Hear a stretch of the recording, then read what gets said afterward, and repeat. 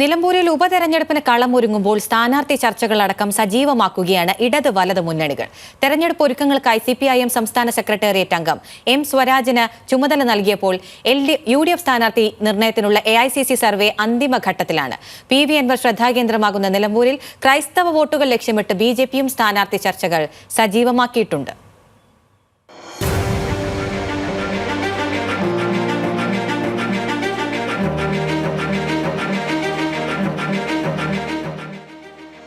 നിയമസഭാ തെരഞ്ഞെടുപ്പിന് തൊട്ടുമുൻപുള്ള നിലമ്പൂരിലെ ഉപതെരഞ്ഞെടുപ്പ് അഭിമാന പോരാട്ടമാണ് LDFനും UDFനും.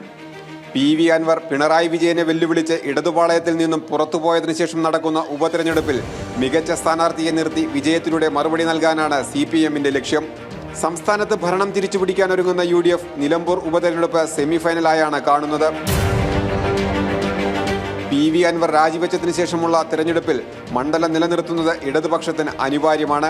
അൻവർ പോയത് പാർട്ടിക്ക് ക്ഷീണമുണ്ടാക്കിയിട്ടില്ലെന്നും പാർട്ടി വോട്ടുകൾ കൃത്യമായി നിലനിർത്താൻ സാധിച്ചിട്ടുണ്ടെന്നും തെളിയിക്കാനാകും CPMന്റെ പ്രഥമ പരിഗണന. സംസ്ഥാന സെക്രട്ടേറിയറ്റ് അംഗം M സ്വരാജിന് മണ്ഡലത്തിന്റെ ചുമതല നൽകി.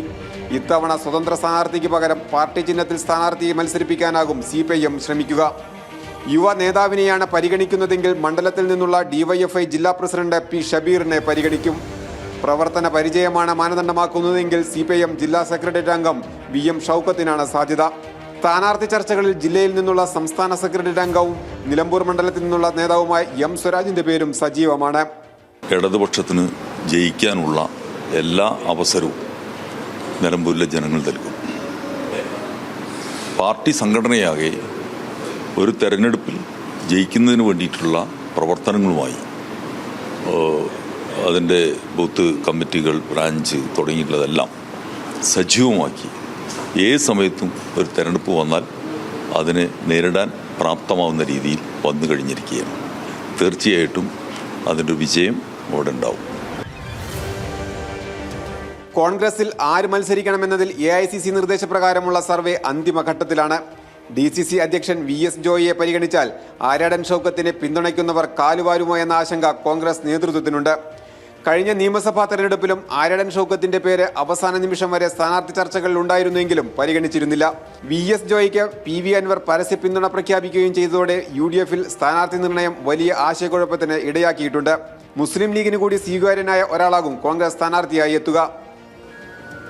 സ്ഥാനാർത്ഥി പ്രഖ്യാപനവുമായി ബന്ധപ്പെട്ട തീരുമാനം എടുക്കേണ്ടതൊക്കെ കോൺഗ്രസ് ഹൈക്കമാൻഡാണ്. ഞങ്ങളെ സംബന്ധിച്ച് ഞങ്ങൾക്ക് നൽകിയിട്ടുള്ള ഉത്തരവാദിത്വം തിരഞ്ഞെടുപ്പിന് മുന്നണിയെ സജ്ജമാക്കുക, പാർട്ടിയെ സംഘടനാപരമായി സജ്ജാക്കുക എന്നുള്ളത്, പിന്നെ വോട്ടർ പട്ടികയിൽ പേര് ചേർക്കുന്ന ഉൾപ്പെടെയുള്ള പ്രാഥമികമായ ഒരുക്കങ്ങൾ നടത്തുക എന്നുള്ളത്. അത് ഞങ്ങൾ പൂർണ്ണമായും ഞങ്ങളുടെ ഉത്തരവാദിത്വം ഞങ്ങൾ ഐക്യജനാധിപത്യ മുന്നണിയുടെ നേതാക്കന്മാർ, ജില്ലാ നേതൃത്വം ഒറ്റക്കെട്ടായി നിയോജകമണ്ഡലത്തിലെ സഹപ്രവർത്തകരുടെ സഹായത്തോടുകൂടി ചെയ്തുകൊണ്ടിരിക്കുകയാണ്.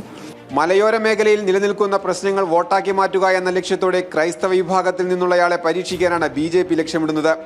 ജില്ലാ പ്രസിഡന്റ് PR രശ്മിനാഥിന്റെ പേരും പരിഗണനയിലുണ്ട്. ഇവിടെ വിജയിച്ചു പോയിട്ടുള്ള MLAമാരാണെങ്കിലും ശരി, MP മാരാണെങ്കിലും ശരി, അവിടുത്തെ ജനകീയ വിഷയങ്ങളിൽ ഒരു തരത്തിലും അവർ ഇടപെടുന്നില്ല. ആ ഒരു വിഷയം ഏറ്റെടുത്തുകൊണ്ടാണ് ഭാരതീയ ജനതാ പാർട്ടി ഇപ്പോൾ മുന്നോട്ട് പോയിക്കൊണ്ടിരിക്കുന്നത്. തെരഞ്ഞെടുപ്പ് ഏത് സമയത്ത് പ്രഖ്യാപിച്ചാലും ഉടൻ തന്നെ അതിനെ നേരിടാനുള്ള സജ്ജമായിട്ടുള്ളൊരു രാഷ്ട്രീയ പ്രസ്ഥാനമായിട്ട് ഭാരതീയ ജനതാ പാർട്ടി മാറിയിട്ടുണ്ട്.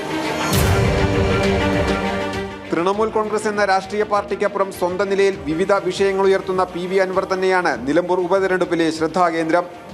ന്യൂസ് മലയാളം, മലപ്പുറം.